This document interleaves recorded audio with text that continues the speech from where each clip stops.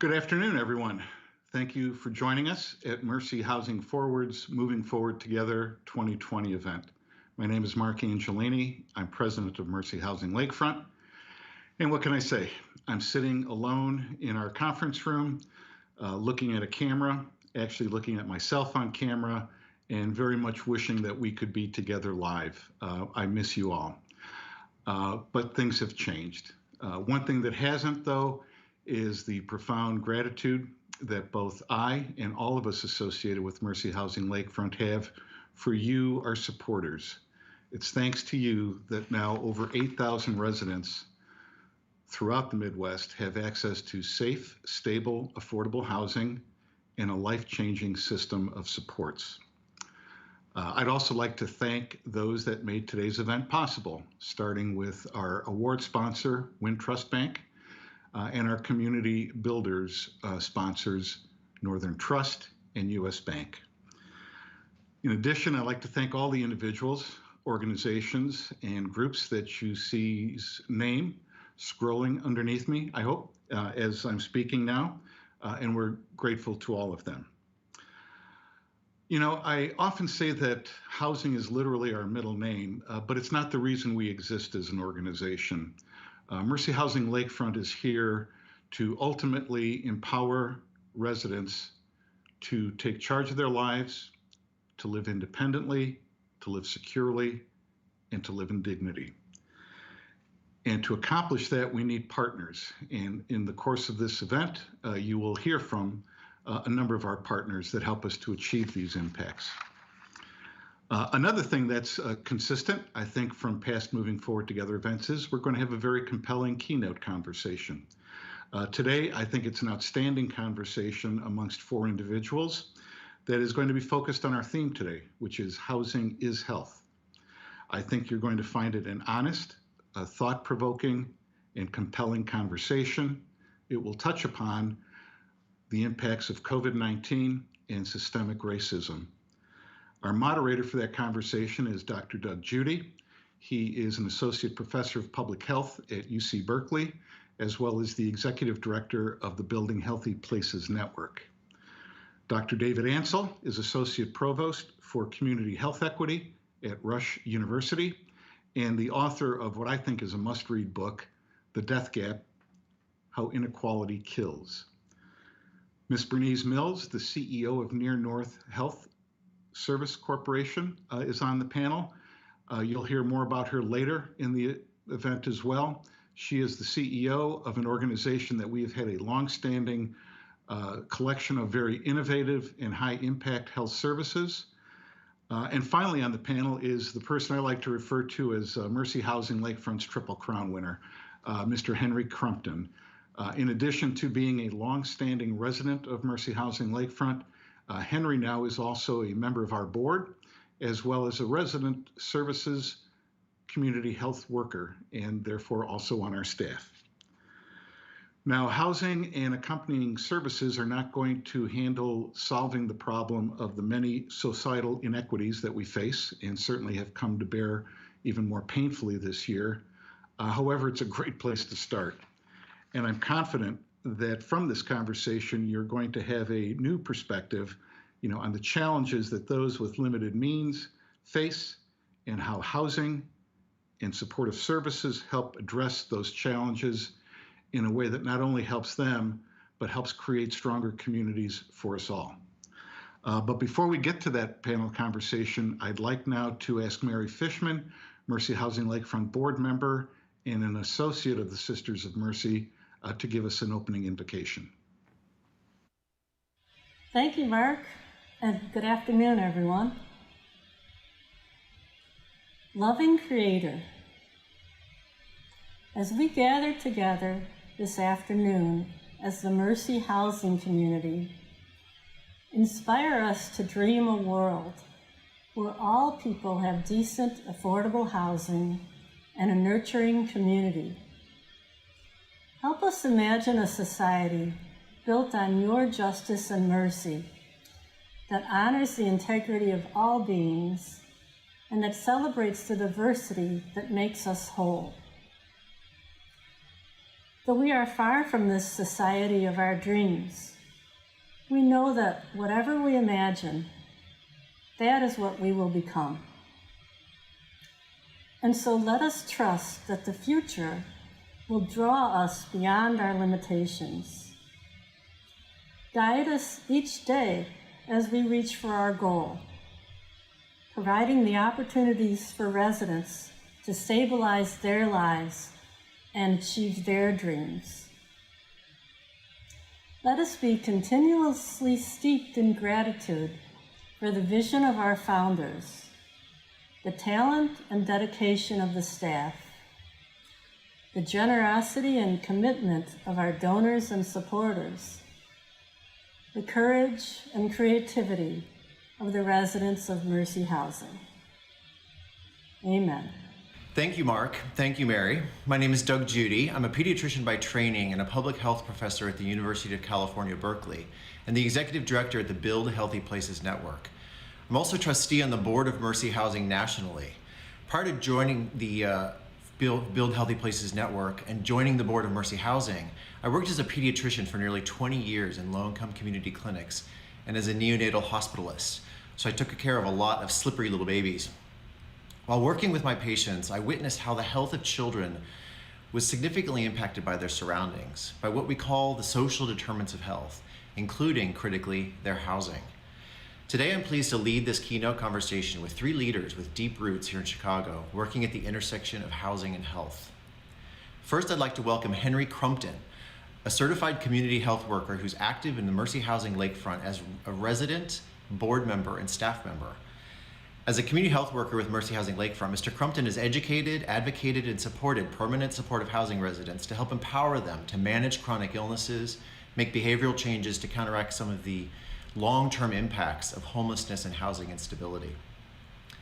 Next, I'd like to welcome Bernice Mills-Thomas. She's CEO of the Near North Health Service Corporation, one of the largest providers of community-based primary health care in Chicago.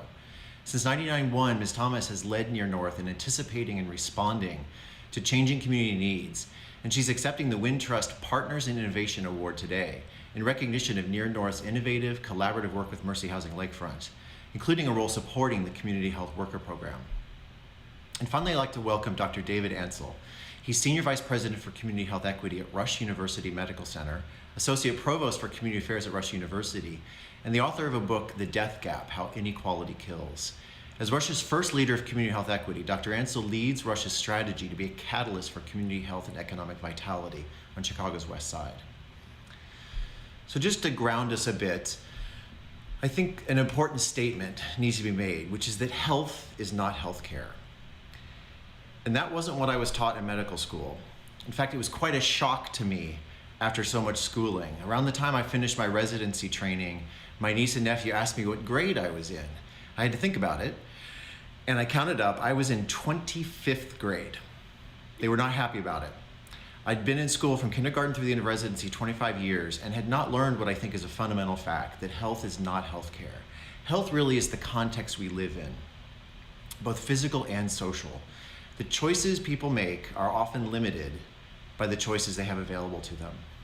In my primary care clinic, I had families who, in order to get groceries, they'd have to take 2 to 3 buses. How do you do that with a child in tow, or 2 or 3 children? I dealt with landlords who refused to replace the carpet or fix a broken window in homes where I had patients with severe asthma or struggling with pneumonia. And I had a patient, a little boy, who'd had open heart surgery.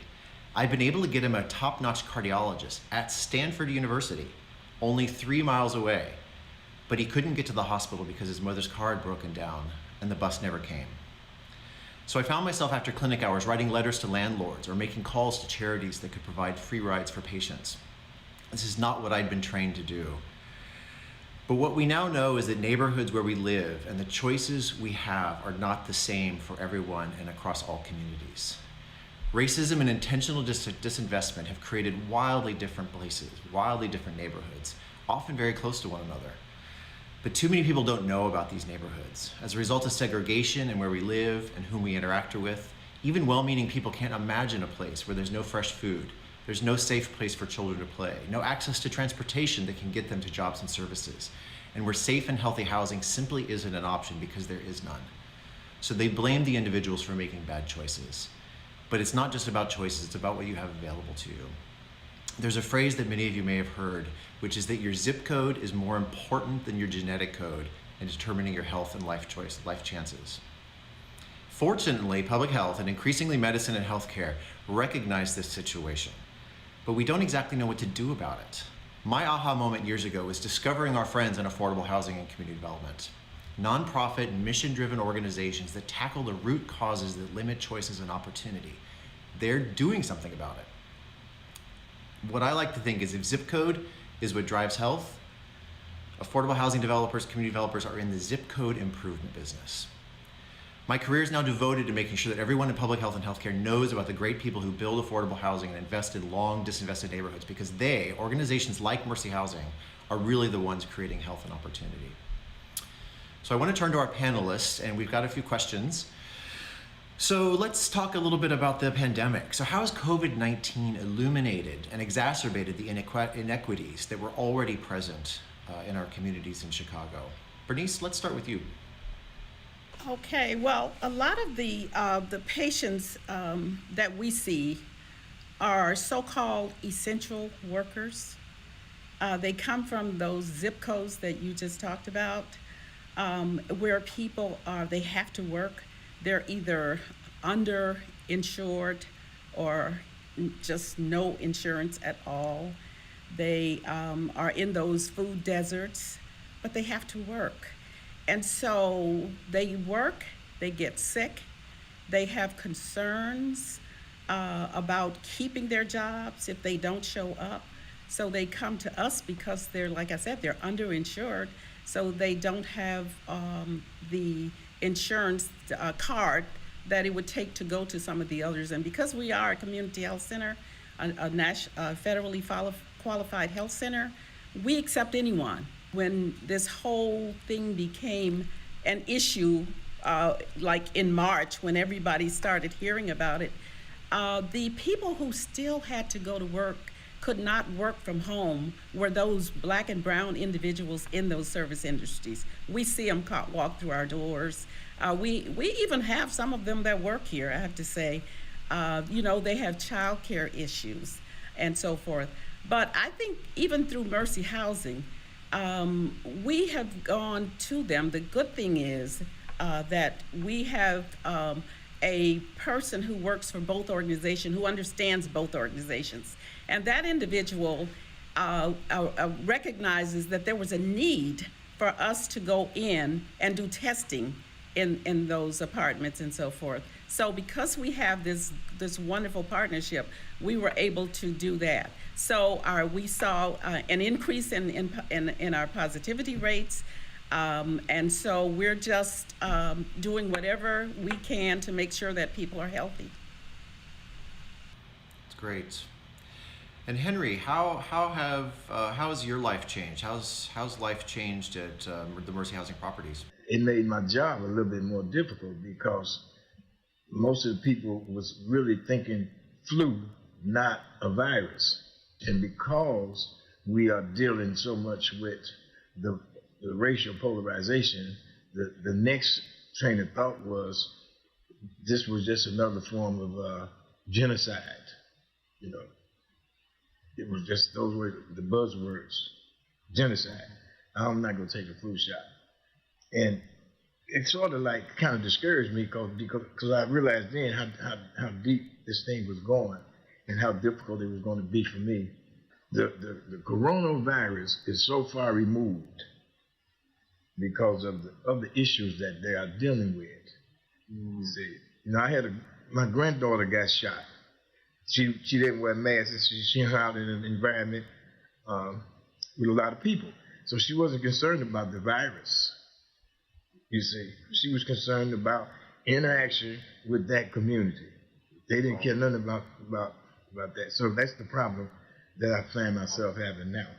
Bernice, can you, just because you're in the community as well, what can you add anything to what Henry said? The difficulty in making the case, or? I absolutely see exactly what he's talking about. We see it all the time. in the Black community, we don't trust a lot of this. So here we go. Now they tell us that COVID is here. And, we don't know, a lot of us don't know what to think. That's part of the things that we need to do to educate our population. We just need to keep fighting, keep talking, keep helping them, because we have a lot of young kids out here. And, and a lot of these kids don't think that they're going to live past 21. So how do you get the message to that person that you should be wearing a mask, you should be washing your hands, if they have a place to go to wash your hands? Well, first I want to thank Henry and Bernice for speaking the truth. It's really factual, and in some sense all the pandemic did was pull back the curtains on what's been going on for hundreds and hundreds of years, visible to some, but invisible to a lot in the United States. And then you sort of add to that the police murders, of George Floyd, Breonna Taylor, the murder of Ahmaud Arbery and others, many others. And you realize the real pandemic is racism. It's in Chicago, between the Gold Coast and the West Side or the South Side. When you look at some neighborhoods, there's a 25 to 30 year life expectancy gap. And when people look at that, they think it's, when you ask people, they say, well, it's violence. Well, it's not just violence, it's heart disease, diabetes, cancer, account for more than half the premature mortality, infant mortality, and others types of things. So when COVID hit, we knew to step in, and we actually stepped into many different ways. One is we opened up testing widely to anyone who called up, and to this day we are we are testing more people in the city of Chicago than anyone else on a weekly basis, because we made ready access for testing available. But we stepped into the care of the homeless population, which is an issue of racial justice in Chicago. 77% of those who've been made homeless are Black, or in even a higher percentage if you count Latinos. Almost all of them are Black and brown in Chicago. It's a critical issue of racial justice. And we stepped in the best way we could and formed a coalition called the Chicago Health and Homeless Response Group for Equity. And we did a number of different things. Number one, we realized there were people who had COVID and had no place to live, who needed a isolation center. So we started one, and that's been going since the beginning of the pandemic. We realized there needed to be testing in these congregate settings all around the city. So with University of Illinois and partnered with the city of Chicago, began to go out to homeless shelters and test everyone. In the beginning, the positivity rates were 50%. But over time, what we were able to do to isolate people, we got commandeered one of the city's hotels to shield high-risk people. And then we insisted that the city come up with a plan to house people. And so that work has led, we think, to a positive response in the sense that we were able to drive the race down. As Henry said, and Bernice said, this is not people's first priority. Their first priority is, where am I going to get something to eat? Where am I going to stay tonight? But we really engaged with the homeless providers and the healthcare providers around the city to try to provide compassionate care to this population. The one thing that resonates with me for this is, and as I think about my people, right? And I have to say it like that. This is a matter of life and death. Because depending on your zip code, you might live 20 years less than someone over in that zip code. And so it's just frightening to think about that. Words that white people should start talking about. So, I'd be really interested in your feedback. Number one, we got to talk about the root cause of racism is white supremacism, which is a system of valuing or devaluing people based on skin color, in which whiteness we walk through life as if we have an invisible cape, and understand that our whiteness is actually a form of oppression. And we have to come to terms with the way that whiteness in this country has been a tool of oppression, even if you say, I'm not a racist. So that's number one. Two is we have to talk about genocide. One is that this country was built on the genocide of Native peoples, but also, you know, as Henry mentioned, people believe they're the amidst of an ongoing genocide. So if you look from 1900 to 2014, 8.5 million black people died in the United States simply because they didn't have the same health opportunities as white people. In Chicago every year, it's about 3,200 people die. Every year we've looked at it for the past decade. Excess black deaths in Chicago, which is a World Trade Center every year in Chicago. So genocide. Three, reparations. You know, we need to really think about reparations and what that means. And I think if we have, and this is a white people conversation, but then we have to have it together. We have to have these conversations together, because you know, the idea you should have a safe house and housing, roof over your head should be actually a human right. Mercy housing should be a human right, and things like it. But we've got to start having the real honest conversations. I don't like the word redlining and segregation anymore. I talk about white supremacism, genocide, and reparation. I got to tell you, as a white guy, it took me till I was about 60 before I could say it. And I honestly, I had to dig deep in myself and say, why? Someone who took, Bernice knew me when I was a young man. Yeah, thank you. So a few years ago, my organization featured a story of a single mother in Chicago. Her name was Letitia Lacey. And Ms. Lacey worked full-time but struggled to find quality, affordable housing. And while her family was living in an apartment that had peeling paint, their pediatrician found that one of her sons had lead in his blood. They moved to other apartments that had rodent infestations. They were unsafe, and for a time they were homeless. The boys went to live at Lacey's sister's house while she slept in her car. And as we know, the physical and emotional stressors of not having a quality, affordable home resulted in this case to concerns for her healthcare providers and the school where the boys were not doing well. Then in 2017, Lacey found a home at Mercy Housing Lakefront's Lofts on Arthington. And once they had a quality, affordable home, Lacey and the boys began to thrive. So this is the sort of story that brings me hope, and it resonates deeply with me. It's why I took the leap from practicing pediatrics to working mostly with affordable housing and community development to help families like Lacey. Where do the three of you see hope? And from your perspectives, how does Mercy Housing Lakefront's service-enriched affordable housing positively impact health? So hope and health. You know, I think for us, because we have really partnered this time.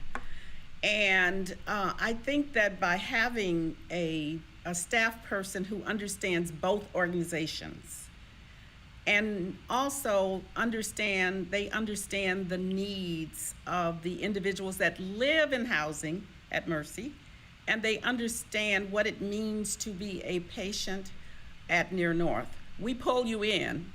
And because we're housing and health, those are two of the basic things that people really need if they're going to be any hope of being stable. There's so much hopelessness, there's so much despair. But if you feel good, and if we can find you, then we can make sure that you're going to get the drugs, that the medication that our providers are prescribing you. And we can test your blood, and we can do all the things that we need to do in order to prevent illnesses and so forth, to try and keep our patients out of the hospital and so forth. So working with both of the organizations and having an individual who really does know both sets of organizations, I think that's been very impactful and very helpful.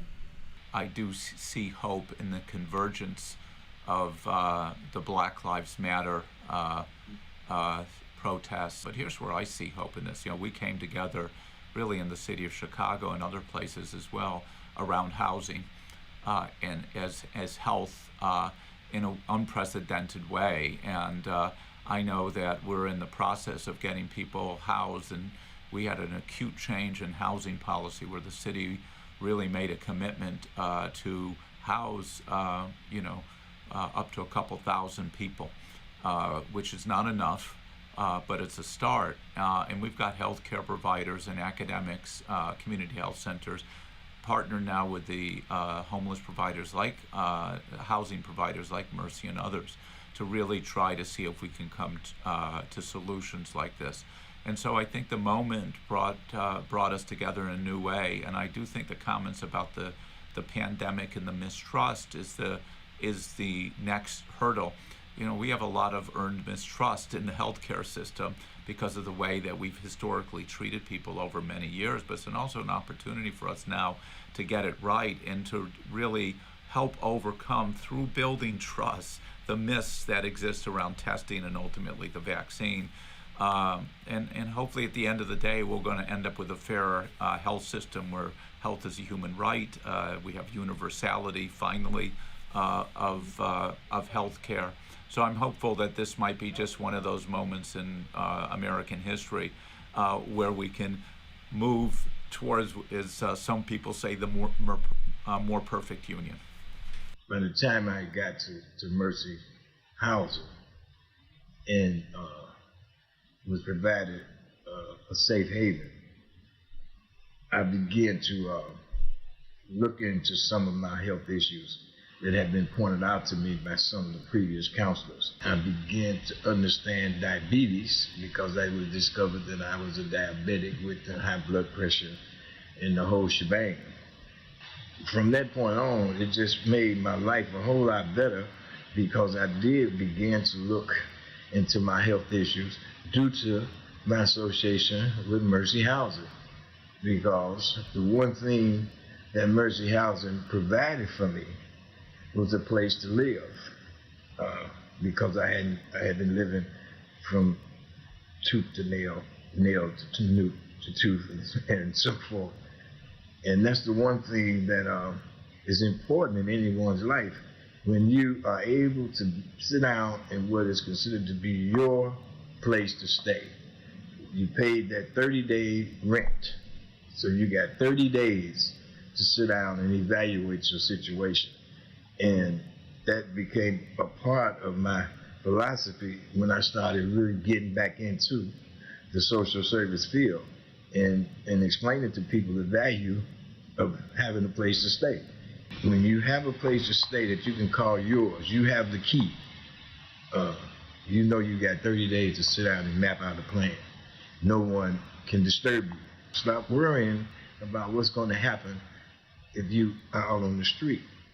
And just that one issue alone, I believe and I think Mercy has a lot to do with some of us who have lived in Mercy the number of years that I've lived in. Just the mere fact that we have spent double-digit years living there, it is to justify to us, it represents an importance in our life. Great. Well, thank you. With that, I just want to thank our speakers, David Ansel, Bernice Thomas, and Henry Crumpton, for your insights, for your dedicated work in advancing health equity in Chicago. And now we're going to have an opportunity for our audience to take action as well. So thank you all. So good afternoon. My name is Dan Pronley, and I'm here to help you take that next action. If you've registered ahead of time, you should be receiving a text about now with a link to the event page on GiveSmart, where you can raise your virtual paddle at different levels. Now, if you're watching us on Facebook or YouTube, you should see a link in the comments section to get you to that paddle raise page. Or you can text to give by texting MFT 2020 to 76278. Again, that's MFT 2020 to 76278. Now, one of the things that makes Mercy Housing unique is the services provided. Those services were critical before COVID-19, and they're even more critical today. All the funds raised today during this paddle raise will go to support services. Now, while you're getting your wallets out, I'm going to tell you a bit about some of the giving opportunities that we have today and some examples of what that might support. So at the first level, if you've gone into that Give Smart page, at the first level, there's a $10,000 button. Now that can help pay for core resident staff, service staff who do the case management and the service coordination work with residents. These staff members have gone above and beyond to help residents access food, address individual challenges, and stay healthy and connected despite the need for social distancing. So again, if you can give at that level, I encourage you to press that button now. Mark, are there any at that level today? Yes, Higher Path Foundation. Thank you very much, Tom Holmberg. Excellent.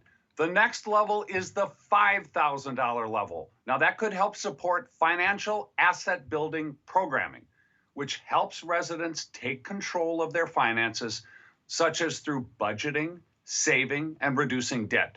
This programming has focused more in recent months on employment goals for residents who have lost their jobs due to the economic impacts of COVID-19. Mark, are there any at that level? Yes, thank you, Tom and Suzanne Gates.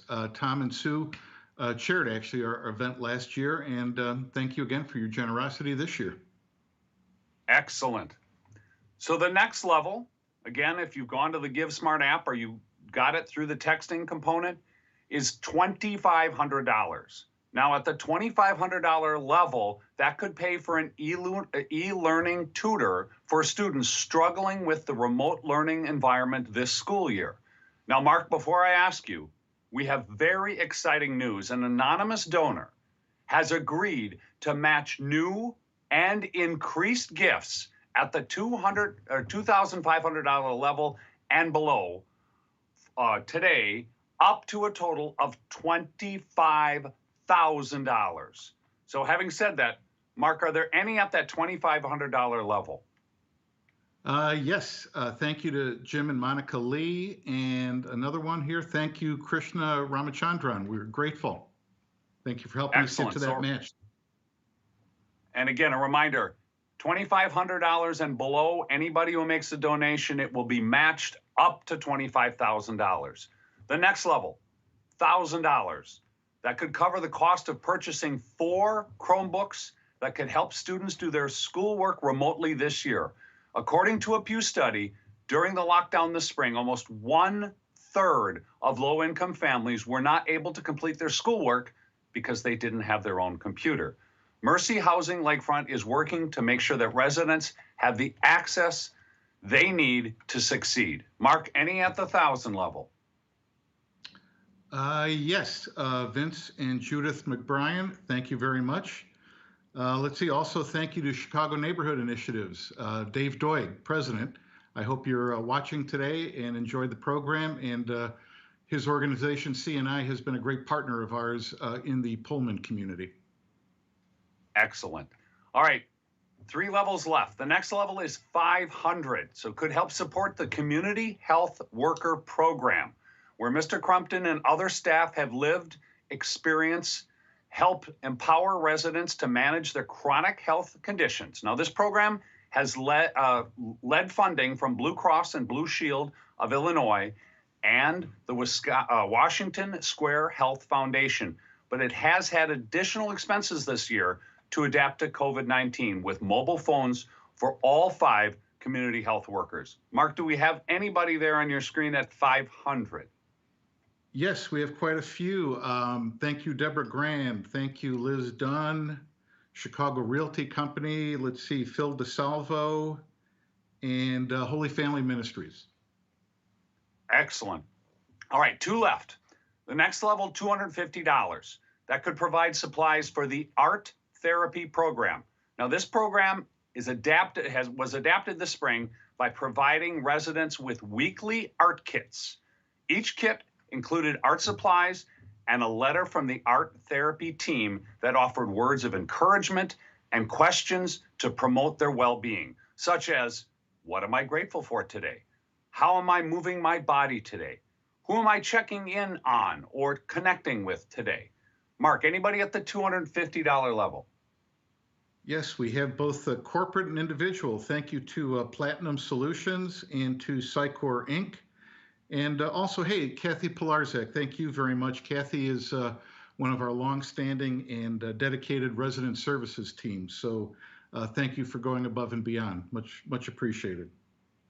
All right, so Mark, I have one level left. And again, you can always add your own amount if you go into that Give Smart app and you can type it in. But the last amount today that I'm gonna ask for is $100. Now this could cover a grocery gift card for a low-income senior. This spring, the staff worked with partners to bring food delivery on site whenever possible. But at some of the more rural properties, the fastest solution was to provide gift cards to the residents for a local employee-owned grocery store. Flexible funding from the Illinois COVID-19 Response Fund and many individual donors, like all of you, helped make that rapid response possible. So, Mark, anybody at the $100 level? Yes, thank you very much. Phyllis O'Keefe, Jonathan Hauser, Mary Fishman, our invocator. And how about this? I see Catherine Dodge, who's actually the mom, I believe, of Maggie Dodge, who's on our philanthropy team. So welcome to the extended Mercy Housing Lakefront family. Excellent. So I'm going to close out by saying, and then we're going to turn it back over to Mark. Again, you can text MFT 2020 to 76278. Again, MFT 2020 to 76278. Or you can go to the Give Smart app. Again, we'll continue to take donations throughout the remainder of this program. Okay. Thank you very much, Dan. And again, thank you to all the folks that have contributed today, and hopefully will continue to contribute through the various social media platforms that Dan just laid out. And so now what we'll do is transition to a couple of awards that will give you an insight and get to better know two very dear partners of ours. So pay attention. I think you're going to enjoy their stories. Good afternoon. My name is Cassandra Slade. I'm Senior Vice President, Community Impact at Wintrust Financial Corporation. The Wintrust Partners in Innovation Award is presented annually to recognize an innovative community development collaboration. While this award is often given to partners who have made an innovative housing development or preservation project a reality, this year the award is going to an organization that has been an innovative collaboration partner in the area of resident services with Mercy Housing Lakefront.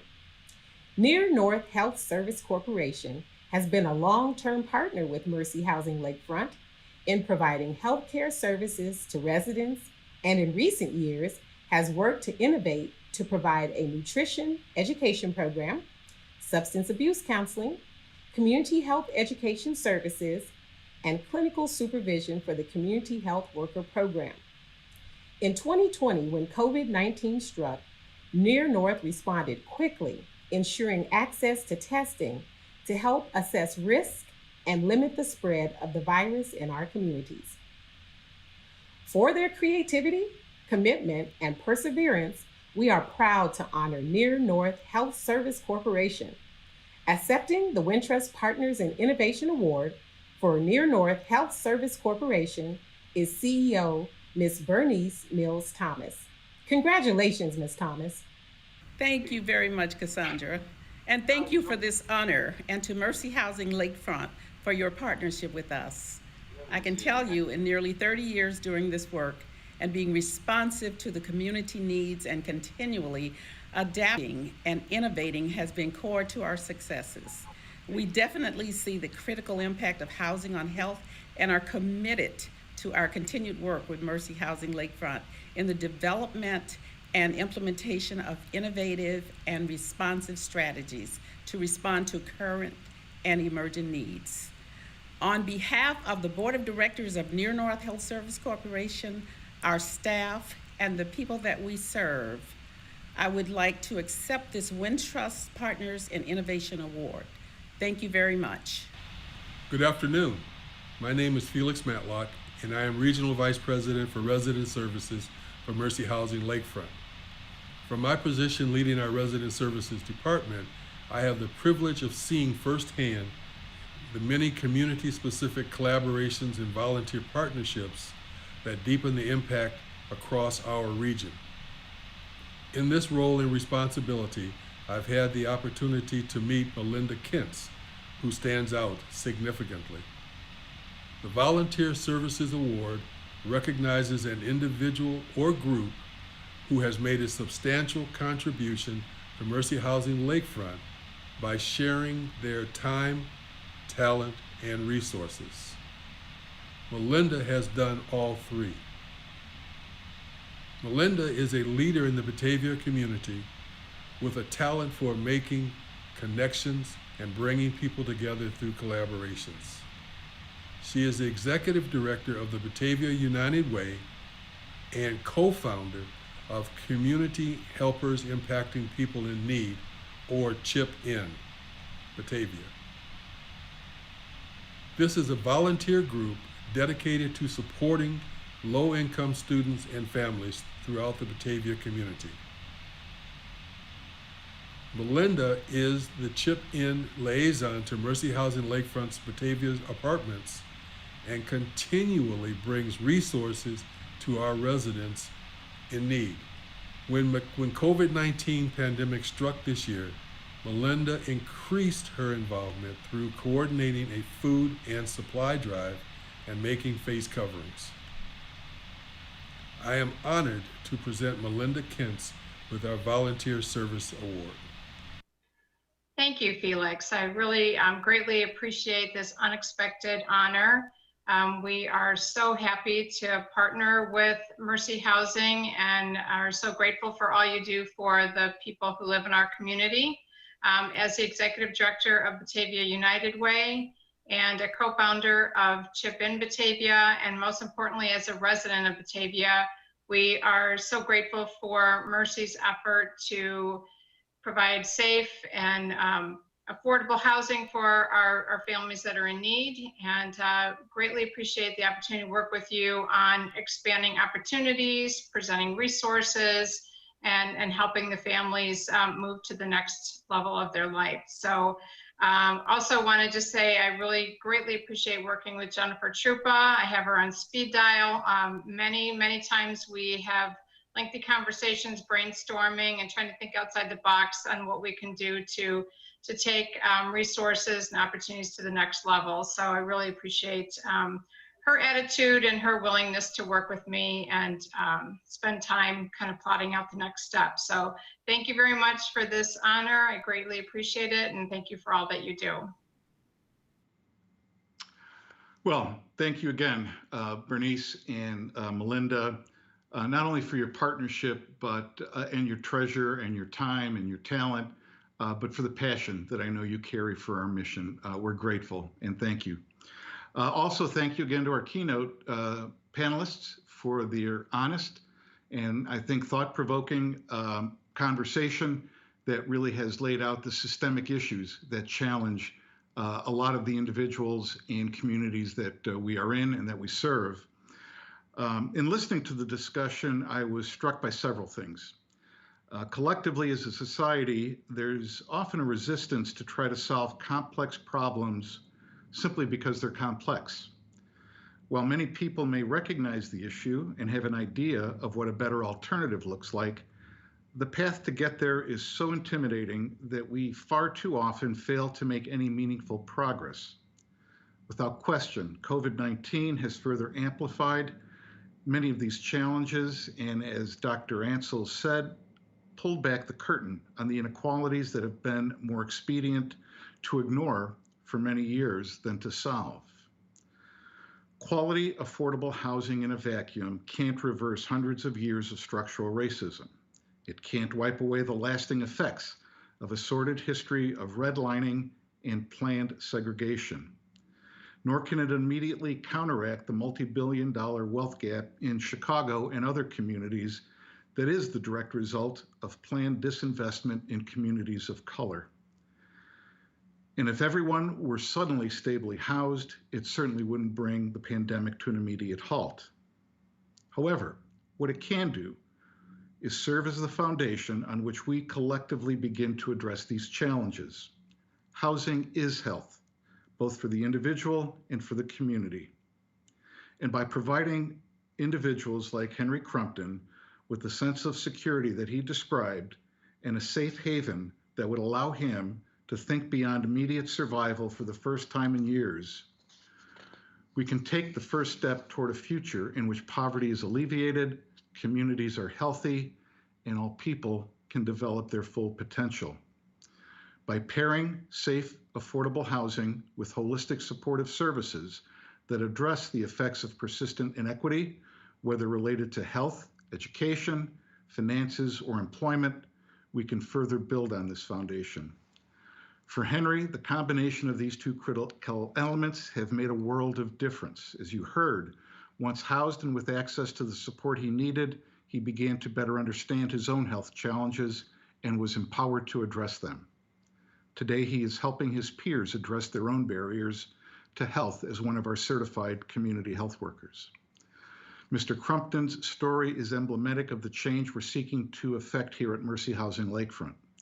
And we know that stronger, healthier communities, unburdened by the long-standing inequities that have plagued them, begin to seem achievable when every member of those communities has access to the same things that have helped Henry to thrive. Critical to making this a reality is working in partnership with those who have been most impacted by inequity in community infrastructure. They know better than anyone what's needed to create a better future and how we can best get there. That is why we directly involve residents in the conception and delivery of our services.